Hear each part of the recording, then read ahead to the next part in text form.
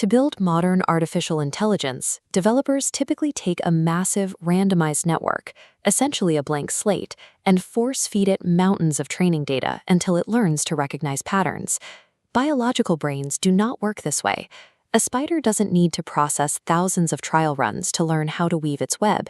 It is born already possessing the perfect geometry required to build it. To a neurobiologist, this makes modern computer science look stuck in a 1930s mindset. It completely ignores how intelligence is structurally grown prior to any learning or environmental input. To build true artificial intelligence, we must resolve a century-old scientific war over a false dichotomy. Is an intelligent mind a perfectly rigid blueprint or a completely random blank slate? In the 1920s and 30s, the scientific consensus viewed the developing brain as a highly flexible, unspecialized sponge. Researchers like Paul Weiss argued that a brain's final shape was dictated almost entirely by its environment, relying purely on plasticity. Then, in the 1940s, a neurobiologist named Roger Sperry violently pushed the pendulum in the exact opposite direction.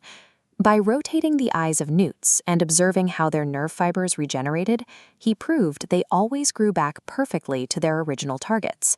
Sperry proposed the theory of chemoaffinity. He argued that the brain's wiring is strictly dictated by specific chemical tags, locking perfectly into place. In this model, every connection is genetically pre-programmed down to the microscopic level, leaving zero room for randomness.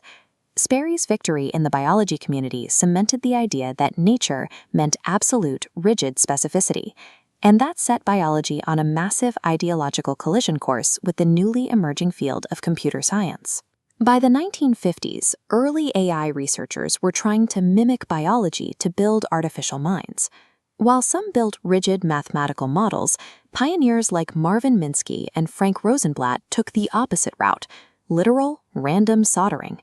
They physically built early neural networks, like the Mark I perceptron, using a completely chaotic design. They did this because rigid logic systems broke entirely if a single specific component failed. They assumed biological brains relied on massive randomness to provide a fail-safe robustness. The two fields reached a complete impasse. Biologists swore the brain was perfectly rigid and pre-programmed, while computer scientists swore intelligent networks required massive randomness to survive. This contradiction halted progress for decades. The answer to this deadlock finally arrived in the 1990s, when neurobiologist Carla Schatz began examining the brain development of fetal ferrets.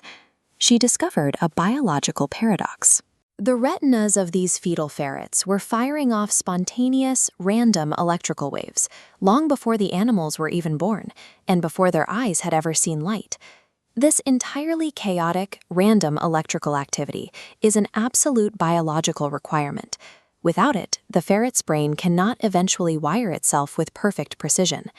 This breaks the century-old dichotomy. Randomness is not the opposite of genetic programming.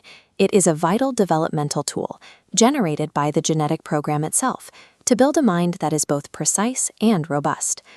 We can tie this paradox directly to Claude Shannon and information theory.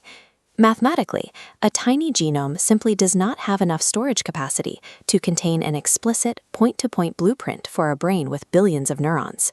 Instead of a blueprint, the genome contains a highly compressed algorithm. Physics dictates a strict rule here. Decompressing that algorithm into a working brain requires an intense investment of energy, time, and random processes to grow. True artificial intelligence will remain out of reach as long as we rely on randomly initializing static blank slates. The next great leap requires us to stop just training networks and start learning how to algorithmically grow them.